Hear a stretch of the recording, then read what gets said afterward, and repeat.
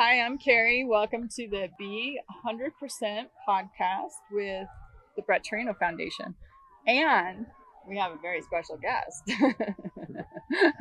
And I'm Brett Torino, Brett Torino. the special guest. That's the very special guest. And then our other special guest is Marty Breeze, also known as Juice. How did you get your camp name Juice? Well, for the last 29 years, I've had all the juice bars in the Las Vegas athletic clubs. Gosh.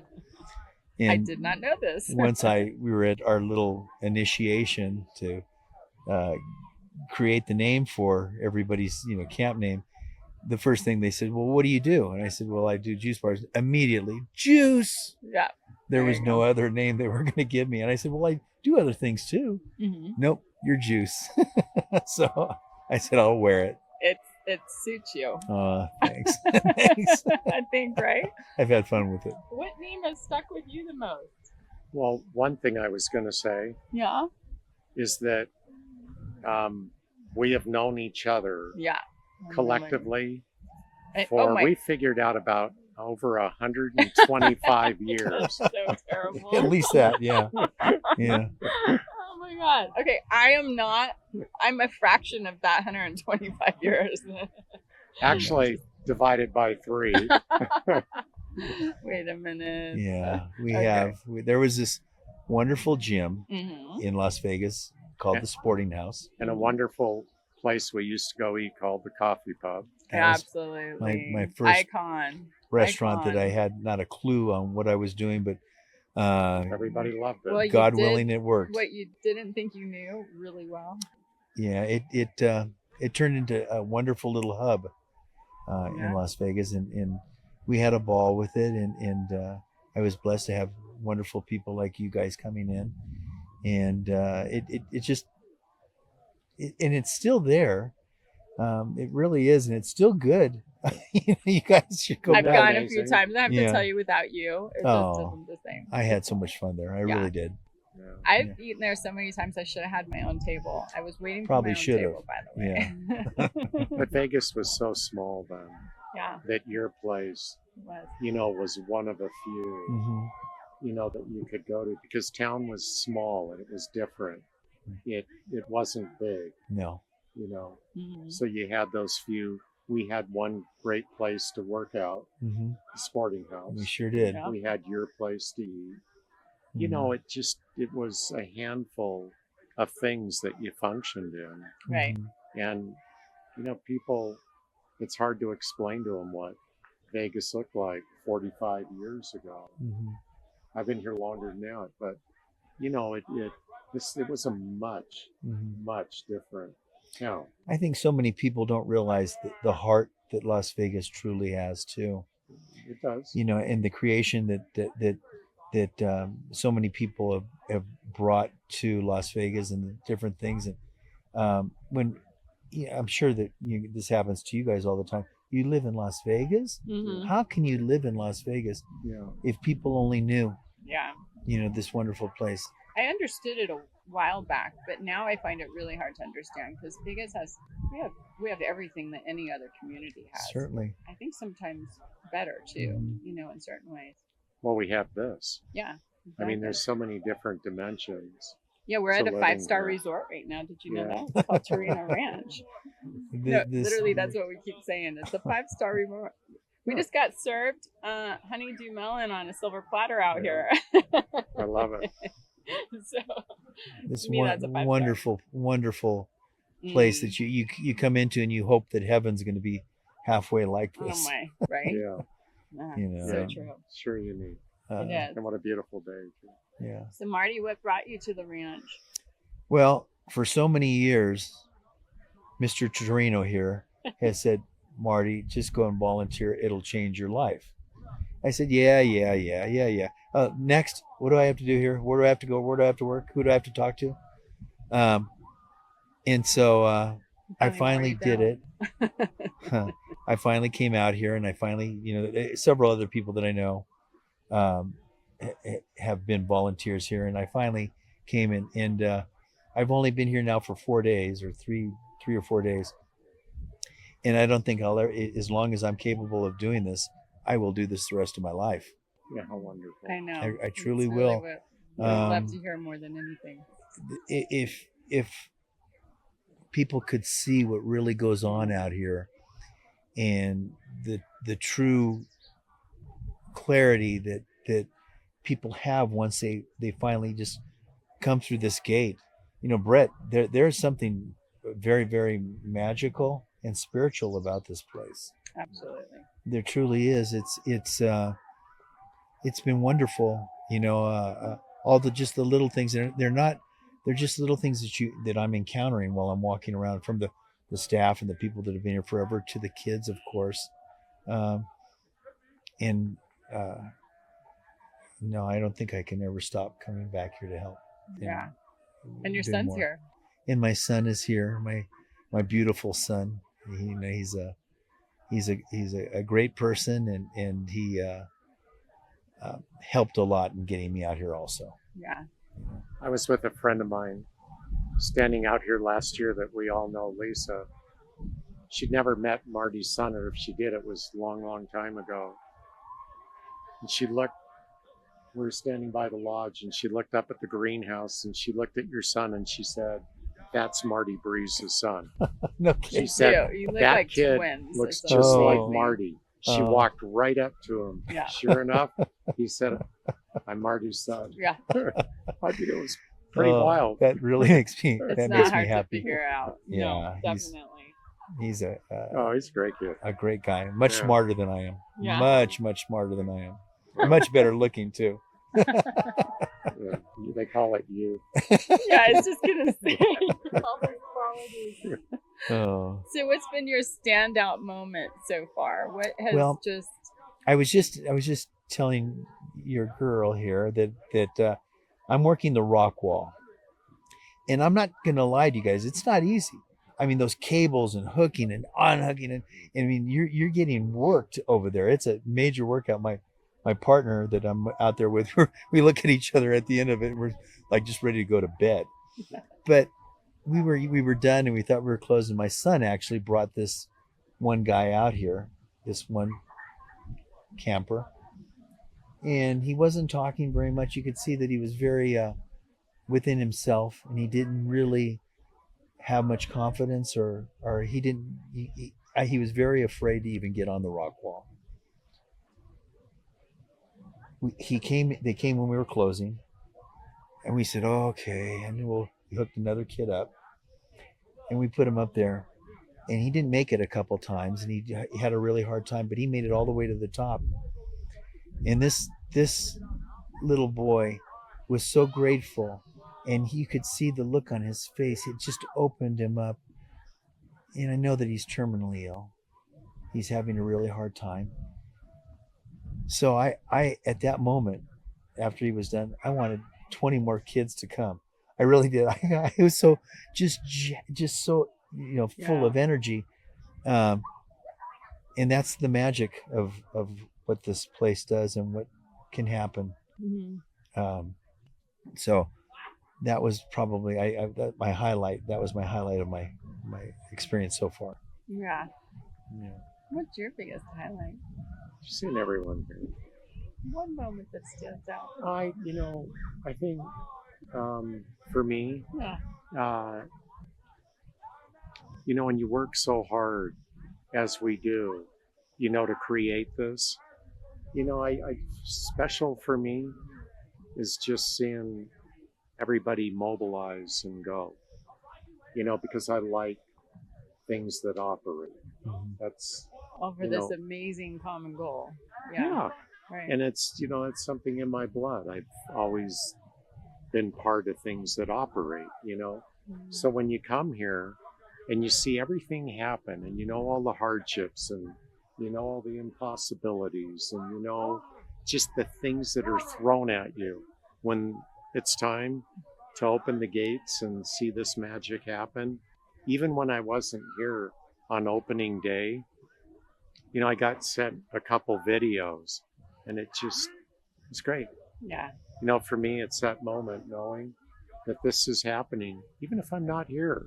Right. I just know that it's happening, and people are having a good time.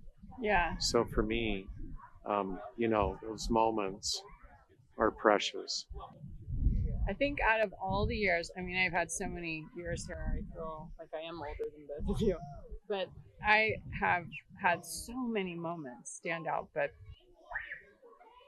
the Yeah, one that was just here, red line, oh, her story, that just really, yeah, it yeah, hit me in a way that I just wasn't expecting. But for her to come back, and she's been through, you know, various gyrations of health challenges and liver cancer, you name it, yeah, everything has happened to her. yeah. It's But she's been here for 18 years. She came as a camper. Now she's here as an adult. She works in activities, and all she does is help others and teach people to advocate for themselves yeah. when they have illnesses.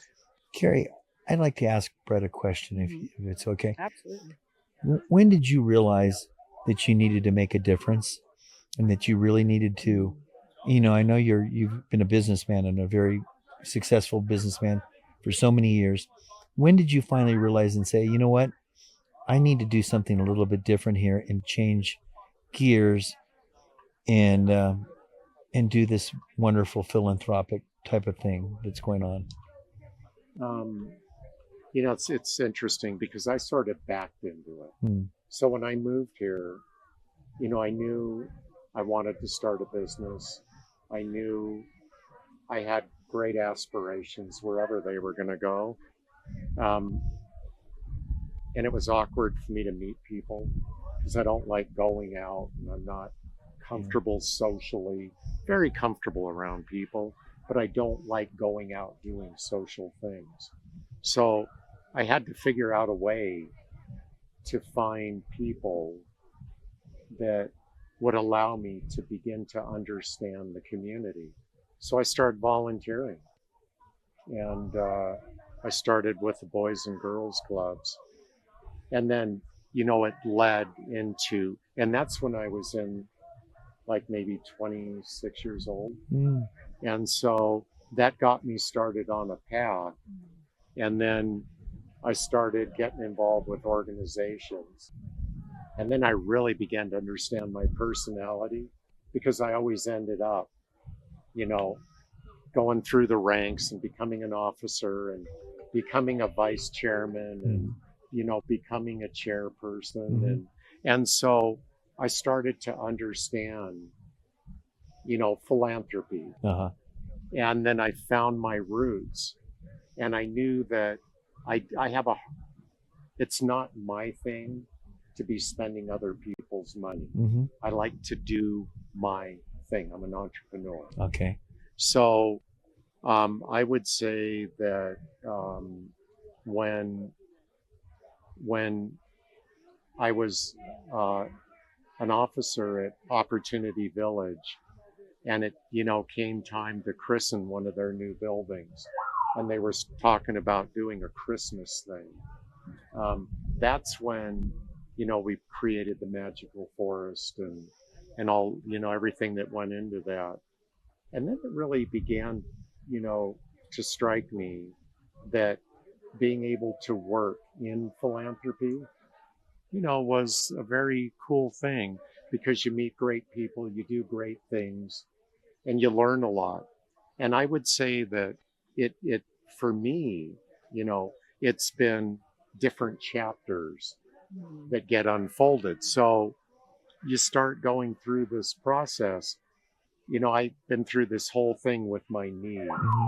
the last 4 years, and having to go through it pales in comparison to what these kids go through. Mm-hmm. But having to go through a second replacement on this knee and ending up at UCLA for 14 days after surgery was a whole nother experience that started because you start getting introduced to young men and women that come from every background in the world. And I never intended to go into UCLA and come out of there thinking, Right, being a board member. boy, now this is going to transition me into another area of philanthropy. Mm-hmm. But it did. It did. It just, it it just changed everything. And then next thing you know, you're in this whole new path at UCLA doing things in a way that are meaningful. Extraordinarily meaningful. And then, you get invited into different and new circumstances. So,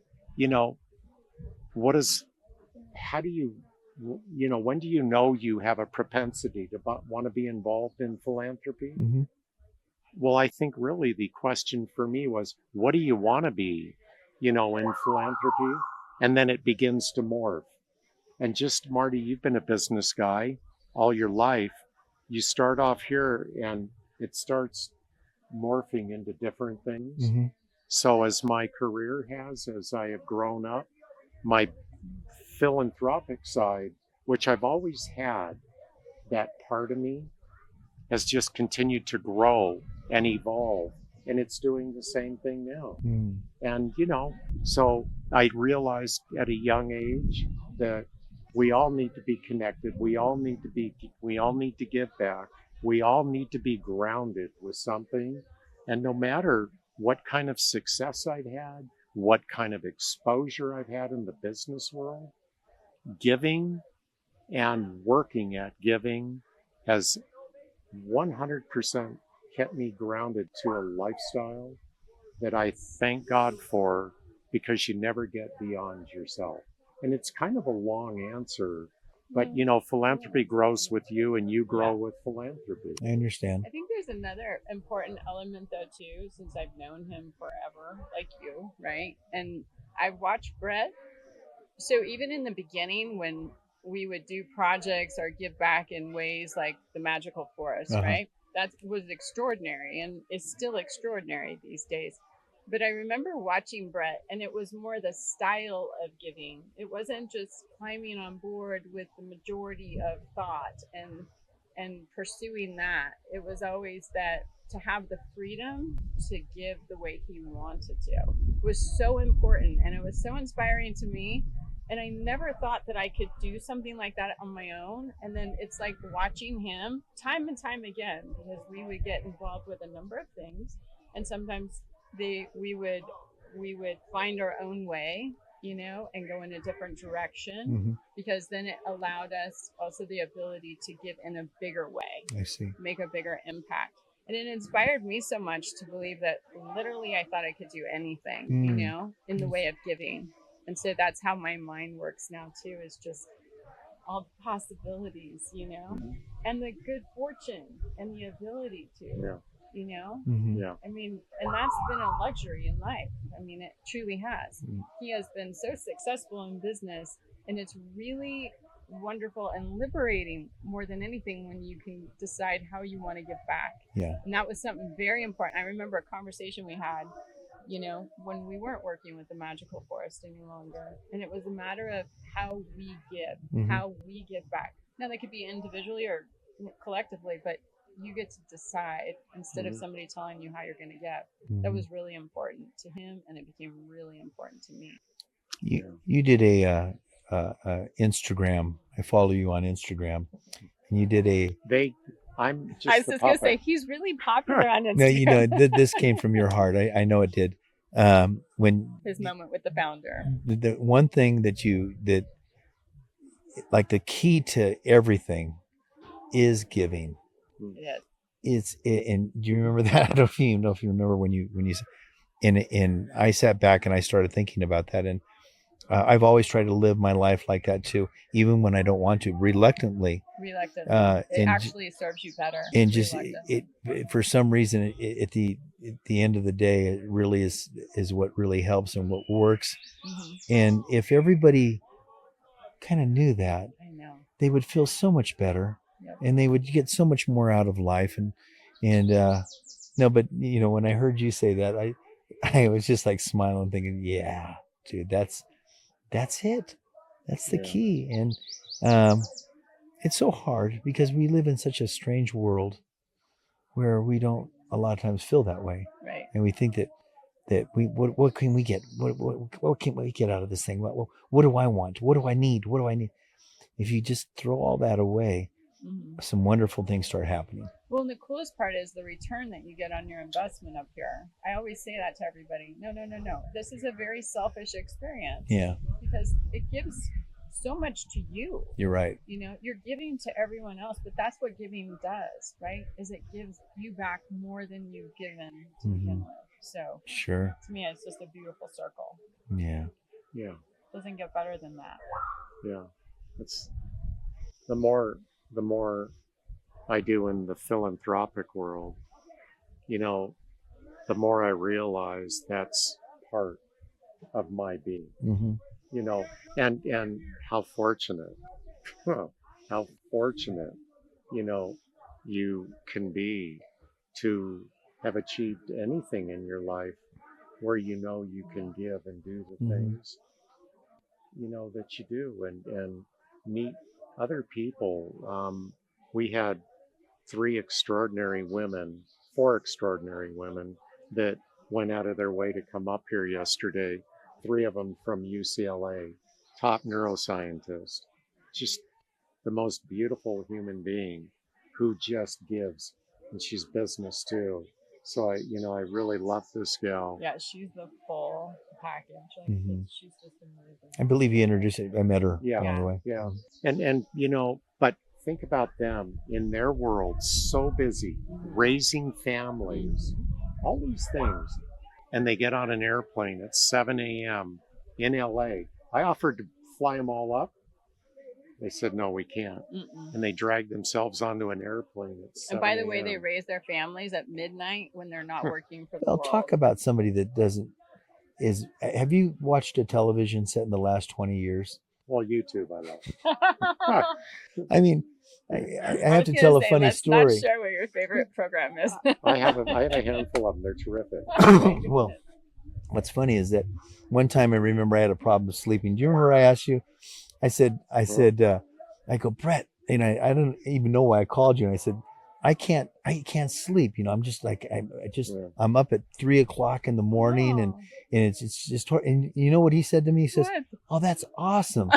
He goes, that's so cool that you're up that early. Well, that's when I start my day. know it. And that's the thing that's so crazy is that this guy is, you know, if he didn't have to sleep, he wouldn't, you know, but there's a few hours that, no, but as I get older, I was going to say, I think it's safe to say he's enjoying sleeping. Really? I mean, I was looking for a little compassion and say, Marty, try this or try that. No, that's great that you're up at that time. No. But I have to make a really strong statement. Sleep is good for you. Yes. Oh, everyone. yeah. Sleep. It's where your body repairs. And recovers. So you definitely want But you know what I did because I love the early morning so much. That's my time when I can think, when I can do. I have partners back east, you know. I have an assistant who lives in Europe, so I got every time zone covered here, you know. Yeah. But what I was able to do, and I did it by design, and I love it, is I don't eat dinner for just health, my personal reasons. I don't like to go out. If I'm going to socialize, I want to be with real people that I'm close to. I don't like big groups. I'm incredibly comfortable in groups. I just don't choose to want to be. So I love rolling into bed at 8 o'clock at night now, because I see as I get older, I need that time. And I call it cumulative time, because I don't sleep longer than 2 hours. And I'm up and I'm laying in bed and then I'm up. But I'm willing to sacrifice my evenings to have my mornings. I see. And that is gospel, because I am a very disciplined creature. You know, and I love the discipline. And also the morning is such a sacred time it of is. the day. Yeah. It really is. So beautiful. It's terrific. You get to start new, right? You get to start over. Yeah. Yeah, it's sort wonderful. of blends sometimes and rolls over, but no, it's it's great. So I know how disciplined you are. He's very you know, one time I was gonna meet him in Boulder City to go fly helicopters, and I said, Brett, 2 minutes late. I know. I said I'm gonna stop by and get us a little something in one of my juice bars. All right. And I said, I'm going to get carrot, apple, celery, ginger, lemon drink. And I thought, how healthy can that be? So he goes, Marty, everything sounds great in that except for the apple. Too much sugar. Yeah. And I said, carrot. what, are you crazy? Yeah. I said, Brett. So I know the discipline that this man puts on himself. You know? It's worked for me, you know. It does. It's a good lifestyle. It is. I know it is for you. I do. And look how lucky we all are. You know? We are. However we practice our lives. That's true. Boy, we're so darn lucky. We are, my brother. Yeah. It's all good. So nice visiting with you. Thank you.